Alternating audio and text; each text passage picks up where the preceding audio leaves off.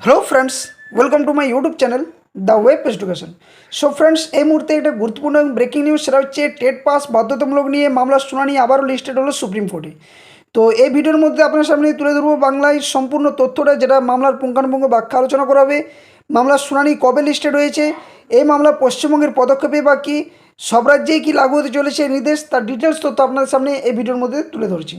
তো তার আগেই বলে রাখি, যারা চ্যানেল নতুন আছেন অবশ্যই চ্যানেলটি সাবস্ক্রাইব করবেন, পাশে থাকা বেল নোটিফিকেশন করবেন, যাতে করে সমস্ত ধরনের গুরুত্বপূর্ণ কেস আপডেট, নিউজ নোটিফিকেশন, চাকরির আপডেট সম্পূর্ণ আপনার সামনে তুলে ধরতে পারি। আর ভিডিওটি দেখার সাথে সাথে একটা লাইক করবেন, আর হাই বাটনটা ক্লিক করতে কেউ কিন্তু ভুলবেন না। আর শেষ পর্যন্ত ভিডিওটি দেখুন, কেউ স্কিপ না করি। তো বিষয়টা হচ্ছে যে এর আগে গত 1 তারিখ অর্থাৎ 1 সেপ্টেম্বর সুপ্রিম কোর্টে কিন্তু এই মামলার শুনানি হয়, যেখানে 110 পেজের কিন্তু একটা সম্পূর্ণ যে অর্ডার কপি, সে অর্ডার কপি পাবলিশ করেছিল সুপ্রিম কোর্ট। যেখানে এই মামলাতেই বলা হয়েছিল যে সমস্ত চাকরিরত যারা শিক্ষক শিক্ষিকারা রয়েছেন তাদের কিন্তু টেট পাস বাধ্যতামূলক, এবং যে সমস্ত শিক্ষক শিক্ষিকাদের চাকরির মেয়াদ 5 বছরের অধিক রয়েছে তাদের কিন্তু 2 বছর মধ্যে টেট পাস করতে হবে, নতুবা তারা কিন্তু চাকরি থেকে স্বেচ্ছায় বরখাস্ত হবেন, অথবা কর্তৃপক্ষের দ্বারা কিন্তু তাদেরকে বরখাস্ত করা হবে। তো এই নিয়ে আমি এর আগেও ভিডিও দিয়েছিলাম, আশা করছি যারা নতুন ভিউয়ার্স রয়েছেন এর আগের ভিডিওটা আপনারা দেখে নেবেন, এবং এই পর্যন্ত আপনারা সকলেই কিন্তু আশা করি অবগত হয়ে গেছেন। তো এখন যে মূল বিষয় হয়ে দাঁড়িয়েছে সেটা কিন্তু এই মামলাটা আবারও লিস্টেড হয়েছে, এবং কবে শুনানি হচ্ছে তার ডিটেলস ব্যাখ্যা করব। এবং এ নিয়ে এনইপি যে 2022, এখানে যে পশ্চিমবঙ্গ সরকারও কিন্তু একটা মামলা করেছিল, এবং এই মামলাতে পশ্চিমবঙ্গ সরকারও কিন্তু যে পিটিশনার হিসাবে বা রেসপন্ডেন্ট যাই বলুন না কেন একটা ছিল। তো চলুন একদম ডিটেলস ভিডিওটার মধ্যে দিয়ে আলোচনা করছি, তাহলে কিন্তু আপনারা ডিটেলস সমস্ত কিছু তথ্যগুলো বুঝতে পারবেন। তো কেউ স্কিপ না করে ভিডিওটা শেষ পর্যন্ত দেখুন, তাহলে তথ্যটা পেয়ে যাবেন। তো প্রথমত বলে রাখি যে বিষয়টা, সেটা হচ্ছে এই যে মামলাটা যেটা আগামীতে শুনানি হতে চলেছে, সেটা হচ্ছে যার ডায়েরি নাম্বার আপনারা দেখতে পাচ্ছেন এখানে স্ক্রিনের মধ্যে 36466/2018। তো এটা হচ্ছে যে মামলাটা, সেটা হচ্ছে আঞ্জুমান ইসাত ই তালিম trust versus the states of Maharashtra, এই মামলা। তো এই মামলা নিয়ে একটা তোলপাড় বিষয় এই মুহূর্তে দাঁড়িয়েছে, এবং যেটা নিয়ে কিন্তু তামিলনাড়ু যে রাজ্য সরকার, সেখানেও কিন্তু টেট পাসের যে টিচার্স এলিজিবিলিটি টেস্ট, সেটা নিয়ে কিন্তু একটা নোটিফিকেশান জারি করেছিল, এবং সেখানেও কিন্তু একটা এই যে রায় গত 1 তারিখে যে রায় দান করেছিল বা যে জাজমেন্ট বা অর্ডার কপি এসেছিলো, সেখানের ভিত্তিতে কিন্তু একটা অন্যরকম পরিস্থিতি কিন্তু দেখা যায়। তো এই যে টেট পাস বাধ্যতামূলক যে অর্ডার কপি, তার ভিত্তিতে কিন্তু পরবর্তী ক্ষেত্রে তামিলনাড়ুতে প্রথম কিন্তু টেট যে নেওয়ার সেটা কিন্তু পদক্ষেপ নিয়েছিল তামিলনাড়ু সরকার। তো এই যে মামলাটা, এটা কিন্তু গত 1 তারিখে শুনানি হয় অনারেবল জাস্টিস দীপঙ্কর দত্ত এবং honourable mister justice Augustine George মাসির ডিভিশন বেঞ্চে গত 1 তারিখে মামলার শুনানি হয়, এবং সেখান থেকে 110 পেজের একটা অর্ডার কপি পাবলিশ হয়, যেখানে বলা হয় টেট পাস বাধ্যতামূলক, এবং যে সমস্ত শিক্ষক শিক্ষিকাদের যে চাকরির মেয়াদ তাদের যদি 5 বছর কম রয়েছে তাদের ক্ষেত্রে যদিও সমস্যা নয়, কিন্তু যারা 5 বছর অধিক চাকরিরত অবস্থাতে এখনও পর্যন্ত যাদের মেয়াদ রয়েছেন, কার্যকালীন মেয়াদ, তাদের কিন্তু 2 বছরের মধ্যে টেট পাস করতে হবে, নতুবা তাদেরকে কিন্তু চাকরি থেকে বরখাস্ত করা হবে কর্তৃপক্ষ দ্বারা, অথবা স্বেচ্ছায় তাদেরকে চাকরি থেকে বরখাস্ত নিতে হবে বা রিটায়ারমেন্ট নিতে হবে। তো এটা কিন্তু বলা রয়েছে। তো এখন যে বিষয় সেটা হচ্ছে টেন্টেটিভলি যে মামলা, সেটা কেস লিস্টেড, সেটা কিন্তু আপনারা দেখতে পাচ্ছেন গত 19শে সেপ্টেম্বর কিন্তু মামলার শুনানি হতে চলেছে, এবং এখনও পর্যন্ত এটা কাদের বেঞ্চে শুনানি হবে, কোন কোন বিচারপতি শুনবেন, সেটা কিন্তু ডিটেলস কিন্তু আসেনি, কত নম্বর সিরিয়ালে শুনানি হবে সেটাও কিন্তু এখনও ডিটেলস আসেনি। তবে এটা টেন্টেটিভ ডেট দেখাচ্ছে কম্পিউটার জেনারেটেড হিসেবে, যে গত 19শে সেপ্টেম্বর কিন্তু মামলার শুনানি হতে চলেছে। তো এটা হচ্ছে মামলাটার বিষয়। এবার আপনার সামনে একটা গুরুত্বপূর্ণ তথ্য তুলে ধরবো, সেটা হচ্ছে যে এই যে মামলা, এই মামলার ক্ষেত্রে যে এর আগে এনইপি দ্বারা যে একটা রুলস রেগুলেশন যেটা নিয়ে শুনানি হয়েছিল, সেখানে কিন্তু পশ্চিমবঙ্গ সরকারও কিন্তু যে ছিলেন এটাতে অংশগ্রহণ করেছিলেন। তো এই হচ্ছে মূল মামলাটা, যেখানে রেসপন্ডেন্ট হিসেবে কিছুগুলো যেটা গত 9/5/2025 তারিখে শুনানি হয় অনারেবল মিস্টার জাস্টিস জে.ভি. পাডিওয়ালা এবং অনারেবল মিস্টার জাস্টিস আর মাধবনের ডিভিশন বেঞ্চে। তো এই মামলাটা সম্পূর্ণভাবে ডিসমিসড করে দেওয়া হয়, যেখানে পিটিশনের তরফ থেকে ছিলেন জি.এস. মানি, এবং রেসপন্ডেন্ট কারা কারা ছিলেন সেটা কিন্তু একটা গুরুত্বপূর্ণ বিষয়, যেটা হচ্ছে government of Tamil Nadu, government of Kerala এবং গভর্নমেন্ট অফ ওয়েস্ট বেঙ্গল, এই 3টি রাজ্য ছিল।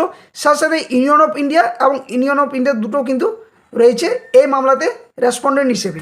তো এখানে কী কী তথ্য উঠে আসছে একবার এটা কিন্তু জানুন, তাহলে কিন্তু একটা চমকপ্রদ যে একটা বিষয় সেটা কিন্তু উঠে আসছে এই মামলাতে।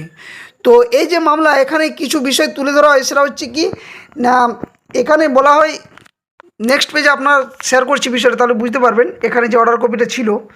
তো এই যে বিষয় এখানে বলা হয়েছে ওয়েদার, কি বলা হয়েছে বিষয়গুলো 3 নম্বর পয়েন্ট থেকে আপনারা দেখুন যে whether the states should adapt the national education policy 2020 or not is a vexed issue. অর্থাৎ ন্যাশনাল এডুকেশন পলিসি সংক্রান্ত যে বিষয় সেখানে কিন্তু যে তথ্য সেটা দেওয়া হয়েছে, যেখানে সুপ্রিম কোর্ট কিন্তু সম্পূর্ণভাবে বলে দেওয়া হয়েছে যে the supreme court through Article 32 of the Constitution can issue directives to ensure that the fundamental rights of the citizenship are protected। অর্থাৎ এখানে সুপ্রিম কোর্ট বলে দেয় যে 32 নম্বর যে আর্টিকেল রয়েছে কনস্টিটিউশনের বা সংবিধানের, সেটাকে কিন্তু প্রোটেক্ট করার জন্য সুপ্রিম কোর্ট তৈরি রয়েছে। এবং এখান থেকে একটা যে বিষয় বলা হয়েছে সেটা হচ্ছে যে সুপ্রিম কোর্ট কোনোভাবেই কোনো রাজ্য সরকারের উপর মানে স্বইচ্ছাভাবে যে কোনো যে দায়ী তাদের উপরে যে চাপ দেওয়া বা কোনো কিছু করার সেটা কিন্তু বলেনি।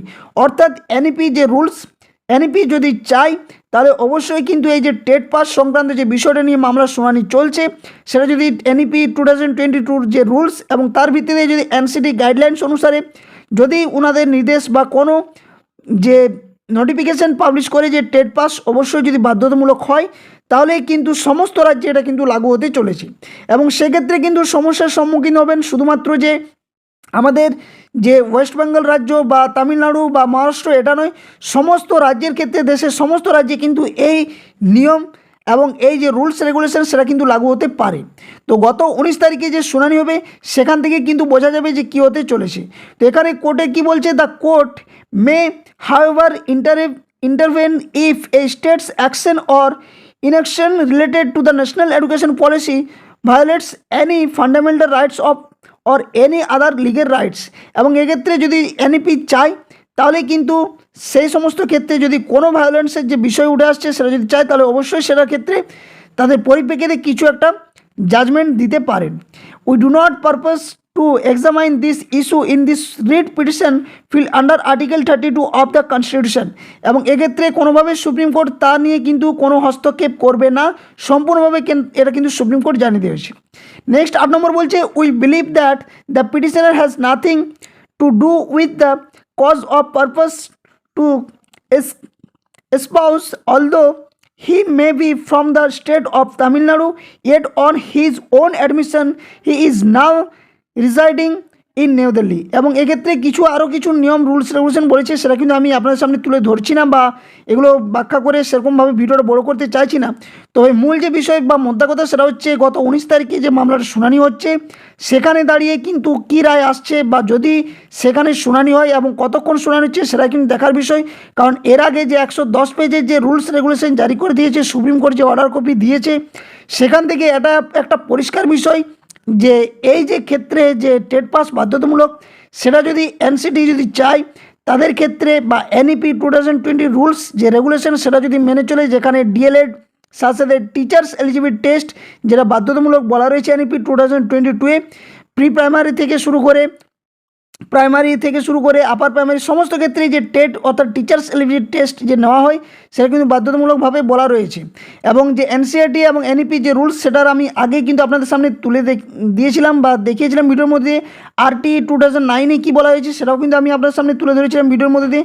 তো সেখানে সম্পূর্ণভাবে বলা রয়েছে যে টিচার্সদের যে যোগ্যতা সেটা কী লাগবে এবং টেট কোয়ালিফাইডটা কতটা বাধ্যতামূলক, অর্থাৎ যে ট্রেন্ড ক্যান্ডিডেট বা ট্রেন্ড টিচারদের যে যোগ্যতা বা মান, যেখানে মনস্তাত্ত্বিক পদ্ধতি যে শিক্ষাদান ব্যবস্থার কথা বলা হয়েছে এনইপিতে, তার সম্পূর্ণভাবে যদি লাগু হয় এবং এই ভিত্তিতে যদি এনসিটি গাইডলাইন্স যদি কোনো নোটিফিকেশান জারি করে সেক্ষেত্রে কিন্তু সম্পূর্ণভাবে বাধ্যতামূলক হতে চলেছে সম্পূর্ণ যে দেশের ক্ষেত্রে এবং প্রত্যেকটা রাজ্যে কিন্তু এই শিক্ষকতার পেশার জন্য যে টেট পাস সেটা কিন্তু একদম জরুরি হয়ে দাঁড়াবে।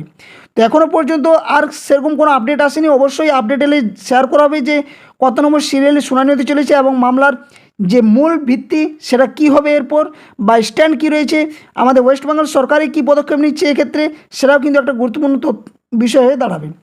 তো এই ছিল আজকের মূল আপডেট। দেখা যাক পরবর্তী আপডেট কী আসছে, অবশ্যই আপনার সামনে তুলে ধরবো। তো তার আগে বলে রাখি, যারা চ্যানেল নতুন আছেন অবশ্যই চ্যানেলটি সাবস্ক্রাইব করবেন, পাশে থাকা বেল নোটিফিকেশন করবেন, যাতে করে সমস্ত ধরনের নিউজ, কেস আপডেট, নোটিফিকেশন তথ্য আপনার সামনে যথাসময়ে পৌঁছাতে পারে। এবং সাথে সাথে বলবো ভিডিওটি শেয়ার করবেন বাকিদের সাথে, আর হাইপ বাটনটা ক্লিক করতে কেউ কিন্তু ভুলবেন না। আর এই ধরনের কেস আপডেটের যে সমস্ত তথ্য সেগুলো যদি পেতে চান, অবশ্যই ভিডিও ডেসক্রিপশন বক্সে অফিসিয়াল টেলিগ্রাম চ্যানেল লিঙ্ক দেওয়া থাকবে, সেখানে সকলে যুক্ত হয়ে যাবেন, ওখান থেকে সম্পূর্ণ তথ্যগুলো আপনারা পেয়ে যাবেন। তো এখানে ভিডিও শেষ করছি, আবার কোনো একটা ভিডিও নিয়ে আপনার সামনে হাজির হবো। ততক্ষণের জন্য ধন্যবাদ। জয় হিন্দ, সকলে সুস্থ থাকুন, ভালো থাকুন।